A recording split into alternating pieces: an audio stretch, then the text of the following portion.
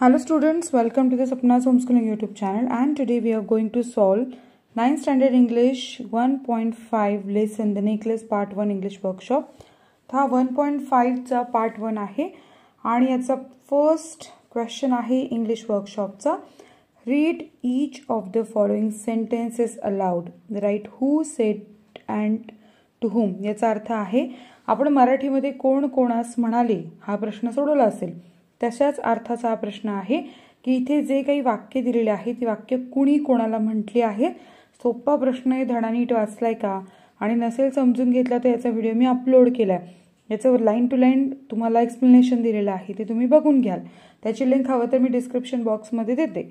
कोणाकोणाला description box बघता येत नाही त्यांनी मला कमेंट करून सांगा आणि बघता येत असेल त्यांना तर काय अभिनंदन त्यांचं. बरं, माझं नाव आहे सपना टीचर. मी पुणे जिल्ह्यातनं आहे. तुम्ही कोणत्या भागातनं किंवा शाळेतनं गावातनं माझा व्हिडिओ बघता मला नक्की सांगाल का? ठीक आहे, तर आपण आता सगळ्यात पहिला प्रश्न सोडूयात.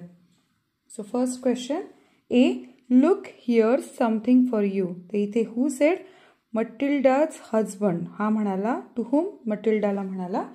Second, why the dress you go to the theatre in. तर हे वाक्य कोण म्हणालं? Matilda's husband. कोणाला म्हणाला? मटिल्डाला. C, I would rather not go to the party. Who said? Matilde. To whom? Matilda's husband. Choose my dear. Who said? Madame Forestier. कोणाला म्हणाली? मटिल्डाला.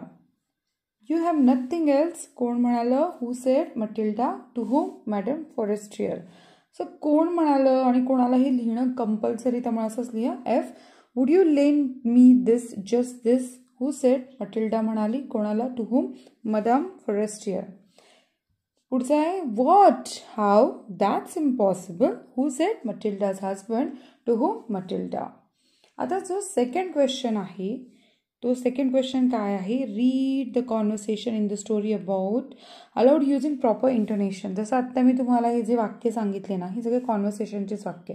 मी तुम्हाला लेसन रीड करून दाखवलंय, अर्थ सांगितलाय, त्याप्रमाणे माझ्या मागे म्हणा. एवढंच काम करा.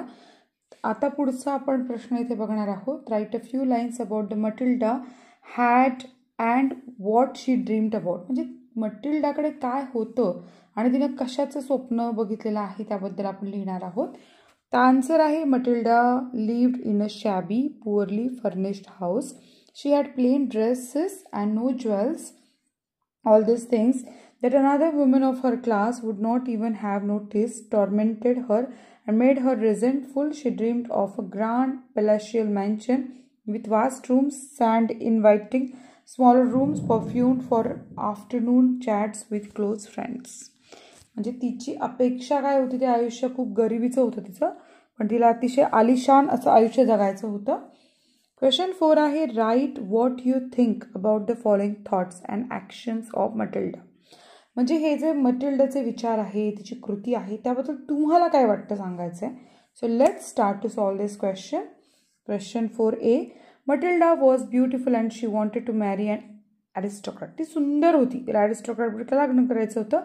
आन्सर आहे Matilda wished that her beauty would guarantee that she would marry rich aristocrat. बऱ्याचशा लोकांचं असं होतं ना, म्हणजे एक सर्व समाजात आहे असं समज खरा असेल असं नाही की सुंदर आहे म्हणून चांगलं घर मिळेल अशी तिला खात्री होती. B, Matilda was sad because she did not get any luxuries. Matilda खूप दुःखी होती, तिला लक्झरी मिळाली नाही. उत्तर आहे what she wanted and what she got was not the same so she was sad. ती दुःखी का होती? तिला अपेक्षा होती एक आणि मिळालं एक. C, that her house was shabby and poorly furnished. Shabby actually ते SHABY येते. Answer आहे Matilda dreamed of living in palatial mansion with vast rooms and therefore hated her comparatively small and shabby house. Question 4D आहे Matilda wanted other people to envy her. तिला का वाटत होतं की लोकांनी तिच्यावर जळावं, इतर लोकांनी. उत्तर आहे I think Matilda thinks quite negatively. She should do great work to envy by others people. She wish that people would have admired her if she had rich dresses and jewellery. E, Matilda was not happy to see the invitation. का खुश नाही झाली इन्व्हिटेशनला बघून? Answer Matilda wanted to be the centre of the attraction at the event and wanted to be so well dressed that she would be the most sought after. F. Matilda wanted a new dress for herself. Answer. Matilda wanted to present herself most impressive lady in the party. G. Matilda borrowed a diamond necklace from her friend and wore it to the party.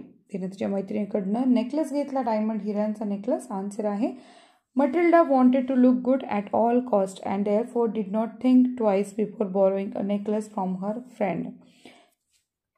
H. Matilda lost the necklace. Matilda necklace हरवला. मग काय झालं? Answer. Matilda danced wildly with passion, forgetting everything in the triumph of her beauty. Due to carelessness, she lost the necklace. Question 5 फार महत्त्वाचा आहे. तुम्हाला परीक्षेला येतो हा इन्व्हिटेशन कार्ड तयार करायला. सो खूप म्हणजे जगात सोपं आहे. 5 मार्क असे मिळतील. सगळ्यात पहिलं लक्ष देऊन बघा फॉर्मॅट काय आहे. Using the following format. Mister and Mrs. इथे नाव टाकायचं आहे. You have choice. तुम्ही कोणाचंही नाव टाका. तुमच्या अगदी स्वतःचं टाकलं नाव नाही, आडनाव टाका. मिस्टर अँड मिसेस, सौ अँड श्री अँड सौ म्हणतो ना आपण तसं. सॉलिसिट किंवा रिक्वेस्ट. तुम्हाला विनंती करतायत the pleasure of your company.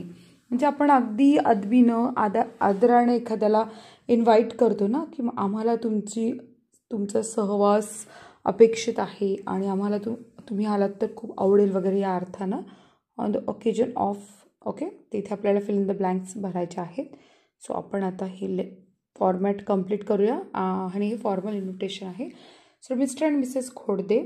Solicit किंवा रिक्वेस्ट म्हणजे विनंती करणे यापैकी एक. The pleasure of your company on the occasion of 25th wedding म्हणजे आमच्या लग्नाचा 25वा वाढदिवस आहे, तुम्ही आलात तर आम्हाला खूप छान वाटेल. Of their parent. रेड अक्षरामध्ये फिल इन द ब्लँक्स आहे. ऑन. कधी आहे कार्यक्रम? Sunday 25 September. व्हेन्यू आहे Poona gate hotel Dehu road. Time आहे 6 PM ऑनवर्ड्स आणि no gifts and bouquets please. So इथे त्यांनी म्हटलेलं आहे की बुके वगैरे काही देऊ नका. सो अशा प्रकारे आपण फॉर्मल इन्व्हिटेशन तयार केलेलं आहे. पुढचा प्रश्न फार महत्त्वाचा आहे लँग्वेज स्टडीचा. Read the phrases. तुम्हाला फ्रेजेस म्हणजे काय माहिती आहे का? नसेल माहिती तर आपण खास व्हिडिओ तयार करू याच्यावर. पण मला तुमच्या कमेंट्स हव्यात की तुम्हाला माहिती असेल समजा, तर मग मी उगाच का सांगत बसू ना.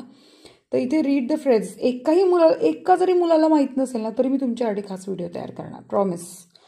The read the phrases, the necklace, an error, all these things, another woman, one evening, her husband. In all these phrases, we see some words used before the noun.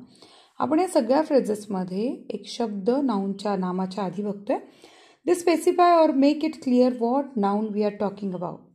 These words that are used at the beginning of a noun phrase called as determiners. म्हणजे आपण डिटरमायनर म्हणजे काय की नामाच्या आधी फ्रेजमध्ये जो शब्द वापरला जातो त्याला काय म्हणतात?